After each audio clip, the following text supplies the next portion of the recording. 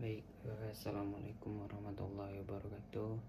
Sebelumnya perkenalkan, nama saya Dery Triatmojo, NIM B10212011069.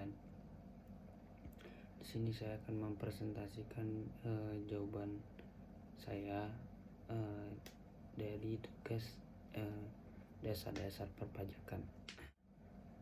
Untuk nomor 1, menurut saudara, jelaskan apa kegunaan dan manfaat NPWP bagi A. Pemilik NPWP, B. Pemerintah. Baik, saya akan menjelaskan dari yang bagian A terlebih dahulu, yaitu pemilik NPWP. Dari pemilik NPWP, yaitu pertama, menghindari diri dari denda, yaitu agar tidak terkena denda. Maka Anda rutin membayar pajak sehingga tidak terlambat mendapatkan sanksi denda. Yang kedua, mempermudah pengajuan kredit. Fungsi dari itu merupakan salah satu fungsi dari syarat pengajuan kredit kepada bank atau lembaga keuangan. Dengan demikian, pihak bank bisa melihat rekam jejak nasabah dalam pembayaran kewajiban pajak. Ketiga, membuat surat izin usaha. Membantu para pelaku usaha dalam membuat surat izin usaha perdagangan, yaitu SIUP. Di Indonesia, setiap bisnis diwajibkan membayar pajak, sehingga kita sebuah identitas usaha diketahui tidak memiliki NPWP, maka proses legalitasnya akan terhambat. Baik, yang keempat, membuat rekening bank. Fungsi NPWP adalah membuat rekening bank sebagai bentuk kepatuhan kepada regulasi BI berdasarkan Peraturan Bank Indonesia Nomor 14/12 PBI Pasal 14 Ayat 1 huruf A menyatakan bahwa calon nasabah dengan potensi beneficial owner wajib menyerahkan NPWP sebagai bentuk pencegahan tindakan pencucian uang dan pendanaan teroris oleh bank umum.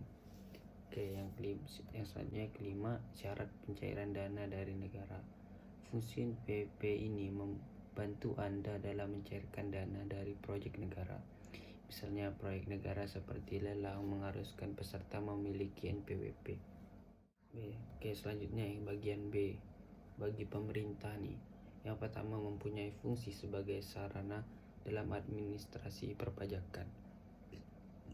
Yang kedua, mempunyai fungsi sebagai kode unik dalam pengenalan diri atau identitas wajib pajak dalam melaksanakan hak dan kewajiban perpajakan yang selalu digunakan dalam setiap urusan perpajakan, yang membuat data perpajakan Anda tidak akan tertukar dengan wajib pajak lainnya. Selanjutnya, menjaga ketertiban dalam pembayaran pajak, pengawasan administrasi perpajakan. Selanjutnya, berfungsi untuk mengurus proses restitusi. Apa jadinya bila biaya pajak yang Anda bayar ternyata sudah dibayar. Itu nomor kedua. Menurut Anda, masih layakkah pajak dijadikan sebagai sumber pendapatan utama negara? Berikan contoh negara yang memiliki sumber pendanaan utama bukan dari pajak. Baik, yang pertama, menurut Anda masih layakkah pajak dijadikan sebagai sumber pendapatan utama negara? Menurut saya, pajak sebagai pendapatan utama di Indonesia ini untuk saat ini sangat tepat, karena Indonesia merupakan negara kepulauan yang memiliki 17.000 pulau dan memiliki populasi 240 juta jiwa. Menyebabkan pembangunan dan pemerataan kesejahteraan di Indonesia ini bukan hal yang mudah. Dibutuhkan dukungan finansial yang kuat yang dapat mewujudkan hal tersebut. Hasil sumber daya yang dimiliki ke negara kita ini belum cukup mampu untuk merealisasikan hal tersebut, hingga dapat pendapatan dari pajak masih sangat diperlukan. Sumber daya alam Indonesia memang sangat berlimpah, tetapi semelimpahnya juga akan ada habisnya. Dan negara Indonesia ini belum bisa menjadi negara eh, negara yang membuat barang tuh dari sampai jadi gitu. Indonesia masih stuck ke negara produksi ringan seperti itu, dengan keterbatasannya sumber daya alam dan tenaga kerja. Dan hal tersebutlah menjadikan pajak menjadi solusi dan prioritas utama sebagai sumber pembiayaan negara untuk saat ini. Selanjutnya adalah contoh negara yang tidak menjadikan pajak sebagai pendapatan utama, yaitu salah satu negara Bermuda. Bermuda adalah suatu negara yang bebas pajak, lebih alternatif daripada salah satu negara yang pendapatan tidak wajib pendapatan upahnya bukan pajak, yaitu Bahama. Lokasinya relatif terpencil, menjadikan Bermuda menjadi salah satu tempat tinggal yang ongkos termahal di dunia untuk menurut dunia barat. Bermuda ini jauh lebih berkembang daripada kebanyakan pulau di Karibia. Salah satu negara itu dengan jalan dan transportasi umum yang sangat bagus. Bermuda dianggap sebagai salah satu negara paling indah dan menyenangkan di Karibia. Mayoritas AS yang tinggal di Bermuda dipekerjakan di sektor keuangan yang ada di negara itu. Baik, selanjutnya di nomor yang ketiga. Soalnya, salah satu ciri pajak adalah tanpa jasa timbal atau kontraprestasi dari negara yang secara langsung dapat ditunjuk dalam pembiayaan pajak.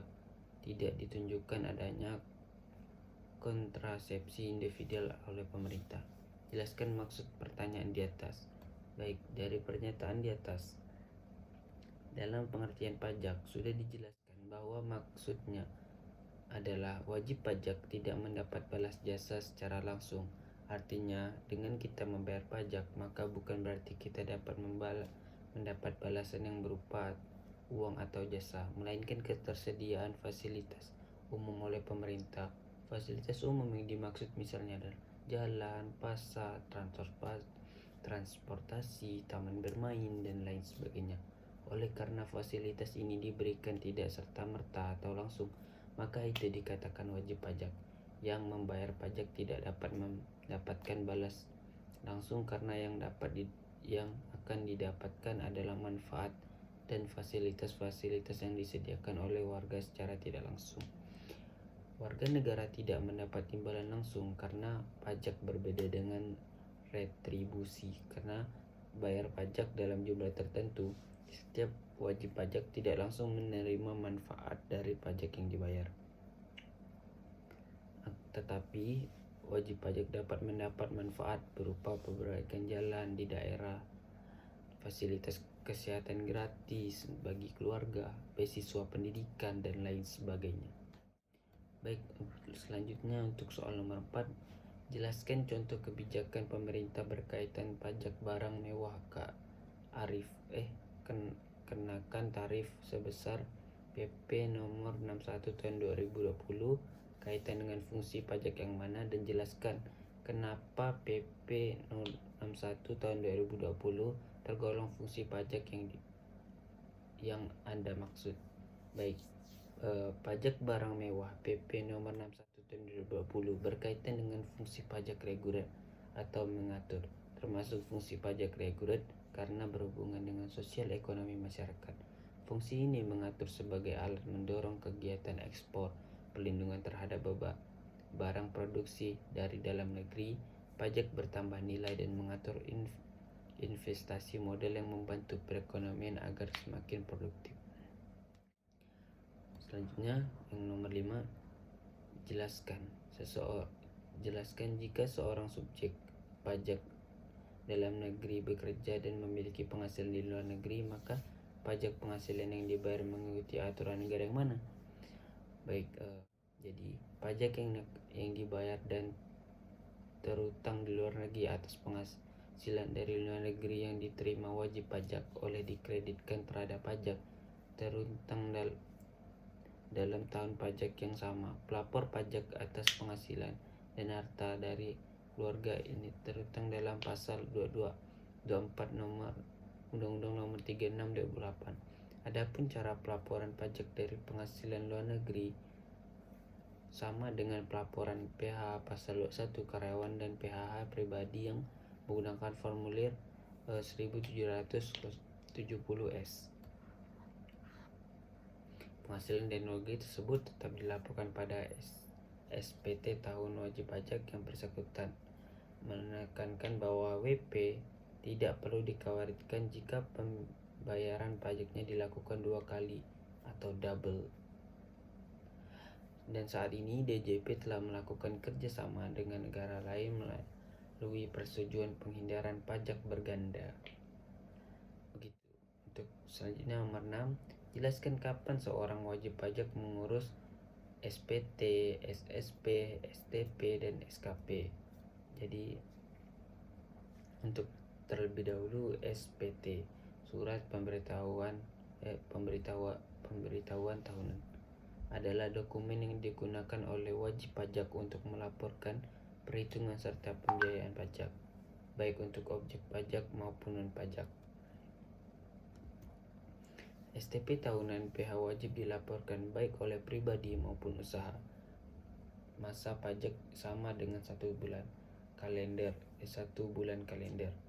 paling lama 3 bulan kalender. Selanjutnya SSP, surat setor pajak, merupakan bukti pembayaran atau penyetoran pajak yang dilakukan dengan menggunakan formulir atau telah dilakukan dengan cara lain ke kas negara melalui tempat pembayaran yang ditunjukkan oleh Menteri Keuangan. SPP diterbitkan dengan jangka waktu 5 tahun setelah saat terutangnya pajak atau berakhirnya masa pajak, bagian tahun pajak atau tahun pajak, kecuali terhadap wajib pajak dipidana karena melakukan tindak pidana. Selanjutnya STP. STP adalah surat tagih pajak, bertujuan untuk melakukan tagih pajak atau sanksi administrasi berupa bunga atau denda. Perhatian itu tercantum dalam Undang-Undang Nomor 6/1983 dengan ketentuan umum tata cara pelaksanaan sebagai telah beberapa kali diubah terakhir dengan Undang-Undang Nomor 28/2007 UU KUP. Surat tagih pajak diterbitkan paling lama 5 tahun setelah masa terutangnya pajak dan berakhirnya masa pajak, bagian tahun pajak dan tahun pajak. Selanjutnya SKP. SKP adalah surat ketetapan yang meliputi surat ketetapan pajak kurang bayar SKP KB, surat ketetapan pajak kurang bayar tambah SKP KBT. Ketika ada keliruan dalam pengisian SPT atau ditemukan dana pajak yang tidak dilaporkan, maka Ditjen Pajak akan mengeluarkan surat ketetapan SKP untuk Anda. Surat tagihan pajak diterbitkan paling lama 5 tahun masa terhitungnya pajak atau berakhirnya masa pajak, bagian tahun pajak dan tahun pajak. Demikian yang dapat saya sampaikan, kurang lebihnya mohon maaf. Assalamualaikum warahmatullahi wabarakatuh.